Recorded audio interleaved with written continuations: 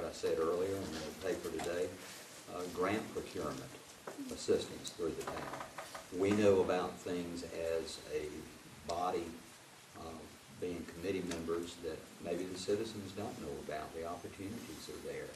Notifications are given at town meetings, and the more people that come to the meetings, the more informed the public is going to be about those type of issues.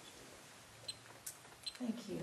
I'm going to just explain to those that are here, or just to give them a heads up, that we're just about out of questions that have been submitted this evening. We have several. One of the things we did not talk about was a time limit. We had assumed that we would be somewhere in the hour and 20 minutes with 4 of you here. That being the case, at this point, we would go to the candidate's choice question, and I'll give a last call for any of you who have any questions that you are just burning to have asked. Then this would be the time to give those questions to Sandra, so that after the candidate's choice question, we'll do that last round, and then we'll do a wrap-up, and that'll actually probably take us to about 8:30. So I will start with Randy, and at this point, we're going to go right down the line. Again, you have the option of asking any question. You can pass if you want. I'll pass. Okay. I'll say. Okay. Can I add something that I'm thinking about and that I've worked on? Is that a good time? Well, Or should that be that at a would different probably, time? a good time to do that, I think, would be in Okay. your wrap-up. So Okay. at this point, it would be your chance to ask. And you Okay. can either ask of a specific person, or you can ask something of everyone, or you can pass. I'll do that. Okay. Okay. I do, and you actually stole my one question. I do have one question, and it's probably best for Mary to maybe answer this one. It was great to have the newsletter put out, so we can kind of get an idea of what the town hall is going to look like. And you did mention some of the uses for the town hall. Do you have a timeline or any way to kind of figure at this point how you're going to run that? And what I mean by that is, are you going to have someone, full-time staff to run that? How are you going to allow access to the building? Or is that something that is still in the process of being decided? Well, I think we've looked at it from the long-range plan of the size and everything. Carolyn does the work of about 3, 4, 5 people already.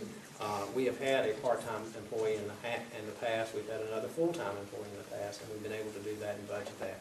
If that becomes a need that would be necessary, yes. But we've tried to set this up so that it pretty much runs itself, and very much like town hall's running right now. We have people meeting in town hall right now. Carolyn opened it up for them tonight. They're using it. We'll close it back up. I think we'll still have that. It's not going to be a building that's going to require a massive amount of staff or people there. It is planned, though, for growth. I've seen, working for the state and the county, too many times they build a building, and before it even gets the cement dry, it's obsolete. It needs to be built larger. So we built it a little bit bigger than we need, planning so that taxpayers don't have to pay more in the future. We've got some estimated and projected costs on that. I think they're well within our reach. It shouldn't cause it's not going to need a large staff. No more than what we have now. Thank you.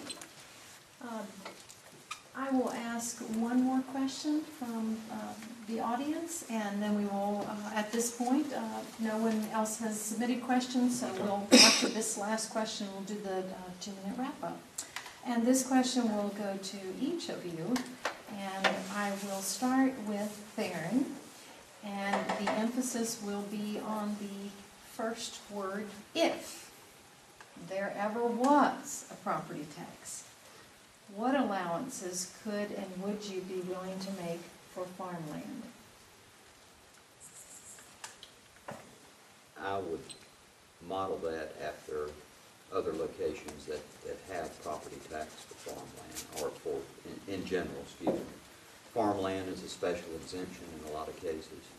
They either don't have a tax on all the property, or they have a much lower tax rate because it is used sometimes partial times of the year. They can skip a year in crop rotation activities, things like that. Basically, they're paying for dirt, is what they're paying for. And I think as long as they are producing out there, they will be generating a tax base. As far as paying for dirt just to be dirt, I would not propose anywhere close to what other buildings, businesses, and residencies had to pay in taxes today. I think that should be an upfront exemption. Okay. Mickey, that same question to you. I'm not sure how I want to answer that. Haven't thought about it a lot because I don't think there's going to be a tax anytime soon. I don't know exactly how we would handle it right now. We haven't actually discussed that, but I'm sure we would do real well with it as we have everything else in the past. Okay, thank you. Frank, that question to you? You know, I live on Anthony Road, and most of the people around me are all related, all families. The farms that they have been in their families for generations. The last thing I'd want to do is impose any kind of burdens on them for farmland. And I think that, you know, if you can do an exemption for that, that would be great. If not, at least the lowest possible tax rate that you can legally charge them. But I would be all for having an exemption for farmland. Thank you. Henry? Well, if reelected, my plan is not to have to deal with it for the next 4 years that I'm in office, because I'm not going to vote for a tax. But if we were talking about farmland, there are already statutory provisions that provide for deferments if it's actually a bona fide farm being used for farm use. A lot of our farms already have deferments from county tax and other taxes like that. I think we would look, you know, before we start with a tax, there are a lot of things to consider before you just levy a tax. One, we're under the Rural Roads Act right now. We're not under Powell bill funds. If we levy a tax and we lose our paving of roads and things of that such, that's different than some other towns. We're one of the few towns that still come under that because of when that was passed.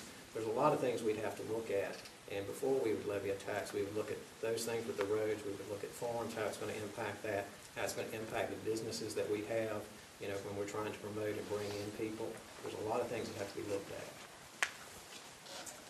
Thank you for your answer. And I'm sorry, there was one additional question, and I overlooked it. It is specifically to you, Randy, as mayor, and really it addresses something that you said earlier.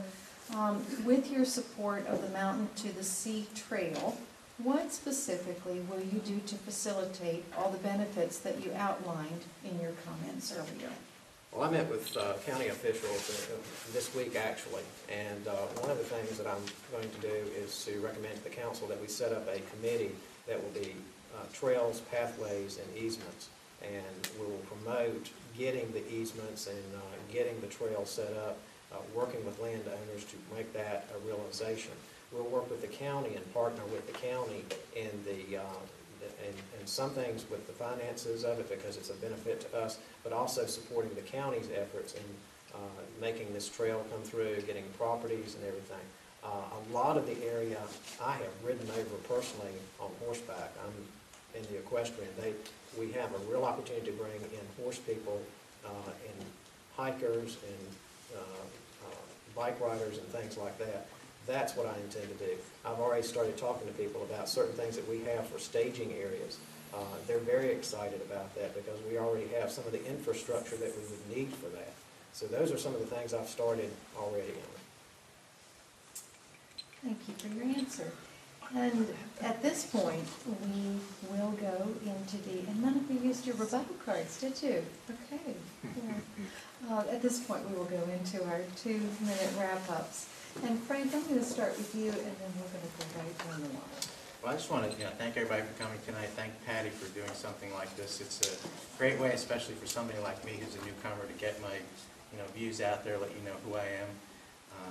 I think one of my goals when I went into this was to start a discussion on some issues, and I think some of the town meetings I've been to, there's been some good discussions on the issues. And again, my whole goal was to make sure people were informed. And what I'd like to tell people is however you vote, just make sure you're informed, but do get out there and vote because every vote counts. Thank you. And Nikki? I feel the same way that people should really take advantage of being able to vote. and I